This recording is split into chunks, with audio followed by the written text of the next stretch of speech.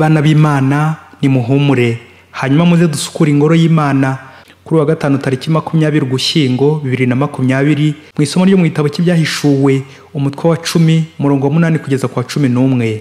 Igihe nariho mbonekerwa, ijwi nari numvise rituruka mu ijuru ryongera kumbwira riti, genda ufate igitabo kibumbye kiri mu kiganza cy'umumarayika uhagaze ku nyanja no ku isi. Nuko ndatambuka nsanga umumarayika musaba kumpa ako gatabo.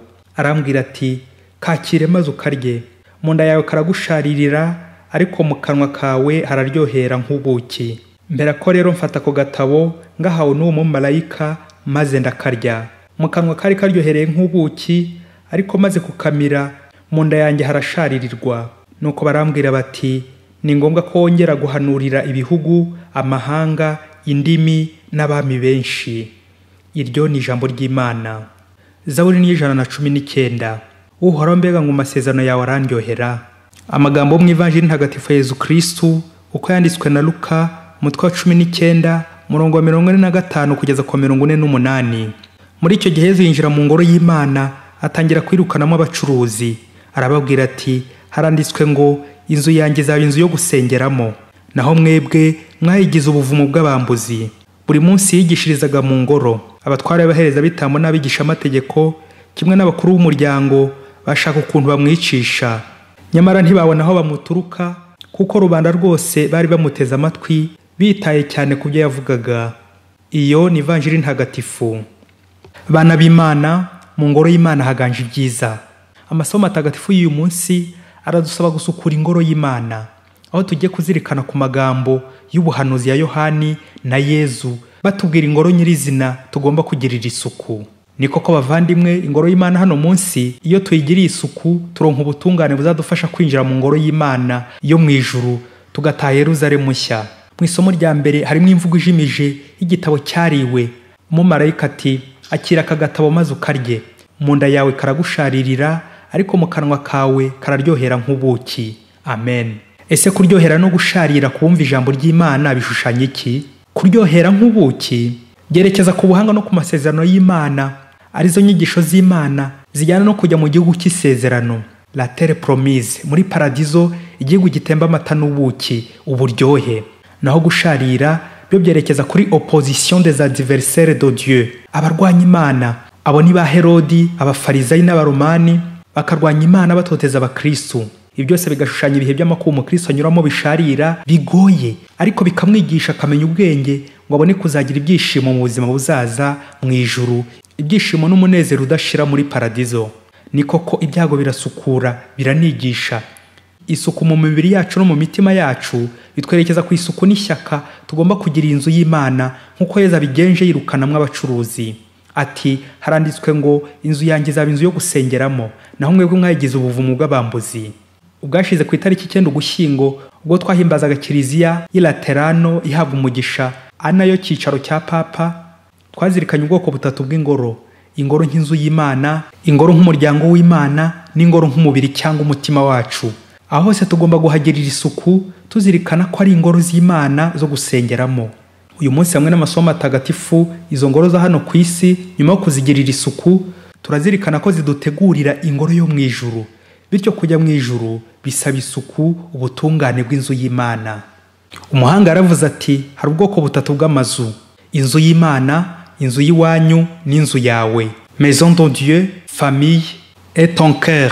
Inzu ya mbere, inzu y'Imana, ariyo Kiliziya y'amatafari, imicanga n'amabuye. Iyo nzu nta nama ziberamo, nta bucuruzi buberamo, nta uhasakuriza, nta uhasinzirira, nta uhavugira nabi, nta uhakorera ikibi, nta uriramo, mbese nta mirimo iyo ari yo yose yagahakorewe usibye isengesho, kuko ni ihema ry'ibonaniro aho umuntu ahurira n'Imana. Inzu ya kabiri, y'iwanyu, ni abaturanyi, inshuti, ababyeyi n'abavandimwe tugomba kubaha, tukabitaho, tukabagirira isuku, tukabafungurira, tukirinda ko twabica, ahubwo tugaharanira kubakiza, tubafata neza. Naho inzu ya gatatu, inzu yawe, ni yindi Pawulo mutagatifu twibutsa mu ibaruwa ya mbere yandikiye Abanyakorinto umutwe wa 3 umurongo wa 16 n'umutwe wa 6 umurongo wa 19. Ati, ubu se ntimuzi ko muri ingoro y'Imana kandi ko Roho w'Imana batuyemo? Bavandimwe, izi nzu zose uko ari 3, Imana, mugenzi wacu, nawe ubwawe, Imana yifuza ko natwe twazajya tuzijyamo zose tukazikorera isuku kugira ngo dushobore kuzisengeramo. Dushobora rero kugirira isuku kiliziya igaragara batima, tukayitaka, tukayikoropa, tukayubakisha, tukambara neza, tukagaragarira abandi neza, ariko tukibagirwa ubwacu. Birababaje. Mu rubyiruko, umusore umwe aherutse gushyira indirimbo y'Imana kuri memory card ya jiga 8. Bahita bamubwira bati full memory card yaruzuye. Uzabanza usiba utuvideo turiho turukoza soni, uzabona umwanya w'indirimbo z'Imana. Bavandimwe, umutima wacu umeze nka memory card. Iyo umuntu agiye akora ibyaha, wa mwanya w'Imana ugenda ugabanuka. Ariko ngo shitani we yatomboye akabona umuntu usambana arishima cyane, kuko ngo mu gihe hari ibyaha bimwe bijya kuri memory card mu rugero ruto rwa kilobayiti, ubusambanyi bwo buhagera kuri za jiga. Biremereye cyane, mbese nk'ibyo byaha byo kwishimisha hano ku isi ukibagirwa ijuru. Iyo ubikoze inshuro nyinshi uraremererwa. Nibwo uzashyiraho agasengesho bati memory card yaruzuye. Ugasanga waracupiye, warabaye kavimviri, ntihongere kwikoza Imana, wanajya gusenga ukiyerurutsa. Muvandimwe, kuki inzu yawe yuzuye ibitagangurirwa? Mubyeyi, rubyiruko, memory card yawe hari umwanya ugisigayeho cyangwa yaruzuye nawe? Turacyafite amahirwe yo guhanagura ibyo byose biyiremerera. Nutayihanagura vuba, virusi zizarya ibiriho ubihombe, kandi iyo memory card uzayivana muri telefone ujugunya. Imibiri, imitima yacu ni ingoro y'Imana. Muvandimwe, uheruka ryari gusukura inzu y'Imana? Ku mukristo, penitensiya n'umukubuzo w'ibanze. Hari benshi mu rubyiruko baharira penitensiya abasaza n'abakecuru. Ese nuko aribo memory card zihita zuzura vuba? Babyeyi, nimutinyuke penitensiya. Birumvikana ko umuti ukora vuba akenshi uraryana. No muri purigatori bivuga ko haryana. Burya nta yindi mpamvu nuko ari mu isukuriro. Isukuriro, purification, hararyana. Muzarebe n'umwana muto ufite umwanda, iyo umubyeyi yamuhagije amazi akonje ararira. Rimwe na rimwe akihisha ngo amazi ataza kumugeraho.